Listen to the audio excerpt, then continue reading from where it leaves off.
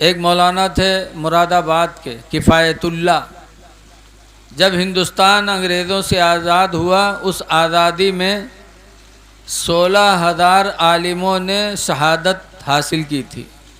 आलिमों की देन थी जो हिंदुस्तान अंग्रेज़ों से आज़ाद हुआ, लेकिन आज उन्हीं आलिमों को गिरी निगाह से देखा जा रहा है।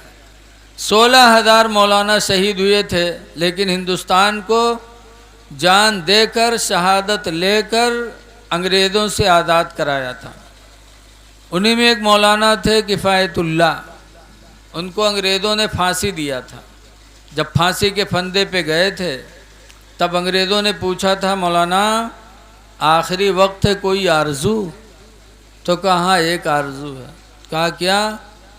कहा कलम और कागज़ दे दो। जबदी गांव के आदमी हो तो कलम कागज़ मांगत। कहा आखिरी वक्त है, मेहर वक्त बलाए दो तनी देख ली, या लड़कन बलाए दो तनी बताए दी कहाँ कहाँ रुपया बाकी है।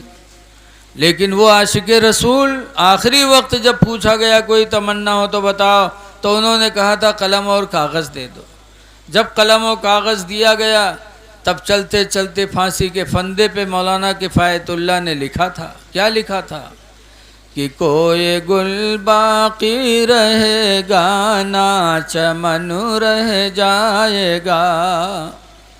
अरे अंग्रेज़ों, तुम फांसी दे रहे हो सोच कर कि हमें फांसी दे दोगे तुम हमेशा रहोगे ना।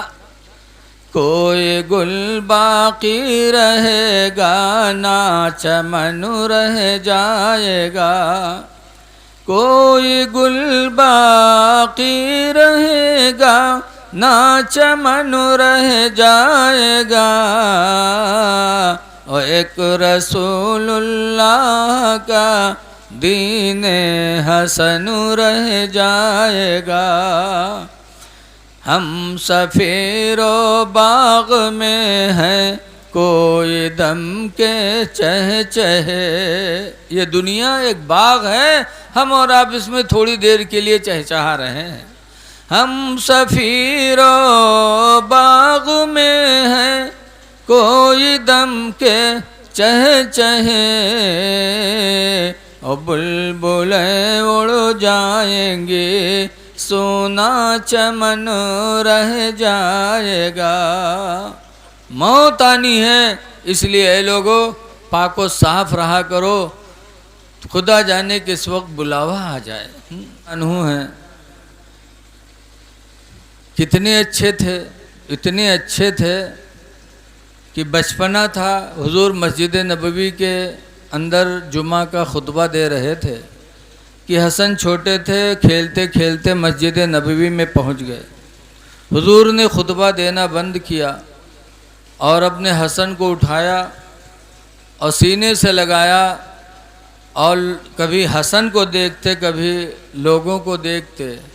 फिर फरमाया कि लोगों, मेरा बेटा ये हसन अनकरीब जब लोग दो हिस्सों में बढ़ जाएंगे, कत्ल और खूरेदी का वक्त आ जाएगा, जुड़ने के लिए उस वक्त मेरा ये बेटा हसन नेटवर्क दो गुरुओं को सुलह करा के एक करा देगा।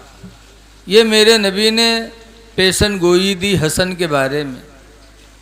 यही हुआ कि हसन जब हज़रत अली शेर खुदा के शहादत के बाद तख्ते खिलाफत पर बैठे तो 6 महीना खलीफा रहे, और 6 महीना के बाद खिलाफत हज़रत अमीर माविया रदी अल्लाह अन्हु के हवाले कर दिया और कहा इसमें मुझे कोई मज़ा नहीं मिला।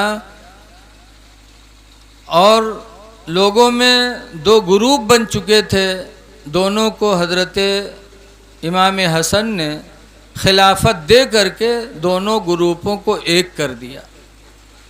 आज कोई प्रधान ऐसा नहीं कि प्रधानी जीतने के बाद अगर लोगों में इख्तिलाफ हो तो प्रधानी छोड़ दे, कोई ऐसा नहीं। लेकिन इमाम हसन ने पूरी दुनिया की अमीरुल मोमिनीन का ताज उनके सर पर था, लेकिन खुरेदी और कत्ल से इमाम हसन ने बचाने के लिए खिलाफत हज़रत अमीर माविया को हवाले कर दिया।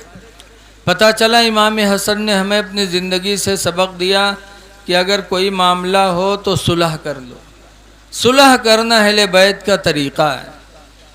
मुकदमा चल रहा, सुलह हो जाओ, मियाँ बीवी में ना इत्तेफाकी हो, सुलाहियत कर लो, इंशाअल्लाह अहले बैत की शफाअत क़यामत के दिन अल्लाह हमको तुमको अता करेगा। इसलिए कि लड़ना झगड़ना ये हमारा आपका सेवा नहीं है। अल्लाह फरमाता है कुरान करीम में, वला तनाज़उ वला तफशलु, ऐ लोगो झगड़ा न करो, आपस में फूट पैदा न करो, फ़तज़हब रिहुकुम, कि कहीं तुम्हारी ताकत चली न जाए, तुम कमज़ोर हो जाओगे। इसलिए ऐ लोगों आपस में इत्तेफाक करो, इत्तिहाद करो। इख्तलाफ मौत है, इत्तिहाद ज़िंदगी है। सुलह कर लो। पहलवान वो नहीं है जो किसी को पटक दे। हदीस पाक में लैसा शदीदो, पहलवान वो नहीं है अल्लदी यसरओ, जो दूसरे को पटक दे, बलिश शदीदू, बल्कि पहलवान तो वो है अल्लदी यमलकु अला नफ्सिही इंदल गज़बे, जो गुस्सा के वक्त अपने नफ्स पर काबू कर ले। गुस्सा आए और मुंह से गाली न बके, गुस्सा आए और हाथ किसी पर न उठाए, तो हुजूर फरमाते हैं पहलवान वही है। इसलिए करबला वालों की ज़िंदगी नज़रों के सामने रखो। इमाम हसन इतने अच्छे थे, लेकिन इसके बावजूद भी उनके दुश्मन बने, और ऐसे दुश्मन बने, ऐसे दुश्मन कि इमाम हसन को 5 मरतबा लोगों ने जहर पिलाया। एक दफ़ा शहद में मिला के जहर पिलाया, तकलीफ़ बढ़ी, हुजूर के रोज़े पे गए, दुआ मांगी, अल्लाह ने शिफा दे दिया। दोबारा खजूर में जहर मिला के इमाम हसन को खिलाया, तकलीफ़ हुई, हुजूर के रोज़े पे गए, दुआ मांगी, अल्लाह ने शिफा दे दिया। इस तरीके से 5 मरतबा दुश्मनों ने इमाम हसन को जहर दिया, और 5 मरतबा रोज़े रसूल पे जाके दुआ मांगी, अल्लाह ताला ने इमाम हसन को शिफा दे दिया। इससे पता चला कि दुआ मांगनी है तो किसी अल्लाह वाले का दामन पकड़ना चाहिए, वरना इमाम हसन घर में भी तो दुआ मांग सकते थे, लेकिन रोज़े रसूल पर गए ये बताने के लिए कि बे उनके वास्ते के खुदा कुछ अता करे, बे उनके वास्ते के खुदा कुछ अता करे, आशा गलत गलत ये हविस बेबसर की है। बगैर नबी के वसीले से किसी को कुछ मिल नहीं सकता। 5 मरतबा जहर दिया गया, 5 मरतबा रोज़े रसूल पे जाके दुआ मांगी, अल्लाह ने शिफा दिया। 6ठी मरतबा हीरे की कनी पानी में मिलाकर इमाम हसन को जहर दिया गया, और जैसे ही वो जहर का पानी इमाम हसन ने पिया, खून की उल्टी होने लगी, आंतें कट कट के गिरने लगी। इमाम हसन ने सोच लिया कि मेरी ज़िंदगी मेरे दुश्मन को अच्छी नहीं लगती, मेरा जीना लोगों को पसंद नहीं है। ये सोचकर इमाम हसन नहीं गए और घर में तड़पते रहे। इमाम हुसैन को पता चला, आए, पूछा भाईजान क्या हुआ, ये खून की उल्टी क्या हुआ भाईजान? इमाम हसन ने फरमाया कि किसी ने मुझे जहर पिला दिया। कहा भाईजान उसका नाम बता दो, किसने पिलाया जहर? कहा नाम पूछ के क्या करोगे? कहा आपका बदला लूँगा। तो इमाम हसन ने कहा था, हुसैन मैंने सारा मामला खुदा के हवाले कर दिया, हुसैन तुमसे बेहतर बदला लेने वाला मेरा रब है। हुसैन तुमको बदला लेने की ज़रूरत नहीं है, सबसे बेहतरीन बदला लेने वाला मेरा रब है। ये कहकर इमाम हसन की शहादत 5 रबीउल अव्वल को हो गई, लेकिन जहर खिलाने वाले का नाम इमाम हसन ने नहीं बताया। ऐ लोगों, इससे सोचो, आज ज़र्रा बराबर दुश्मनी हुई।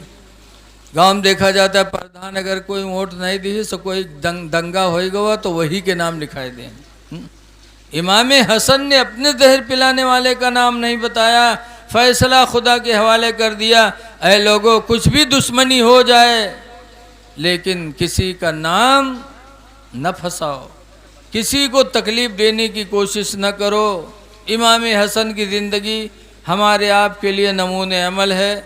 मेरे नबी ने भी सब्र किया है, बदला नहीं लिया। जब ताइफ गए, पत्थर मारे लोगों ने, तो हुजूर ने उस वक्त भी सब्र किया, बदला नहीं लिया, न बद्दुआ मांगी। इसीलिए आज 1400 साल गुजर गए, लेकिन आज भी कहने वाले यही कहते हैं कि सलाम उस पर कि जिसने बादशाही में फ़कीरी की, और सलाम उस पर कि जिसने गालियाँ सुनकर दुआएं दी। तो करबला वालों की ज़िंदगी को सुनो भी और उस पर अमल करने की कोशिश करो।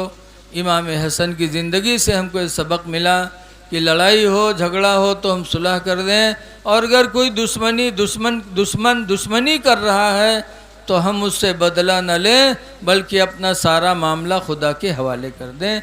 अल्लाह बेहतरीन बदला लेने वाला है। अल्लाह ताला हमें और आपको अहले बैत के रास्ते पे चलने की तौफीक अता फरमाए, और जो कुछ कहा गया अल्लाह ताला उसे कबूल फरमाए। अस्सलामु अलैकुम व रहमतुल्लाहि व बरकातहू।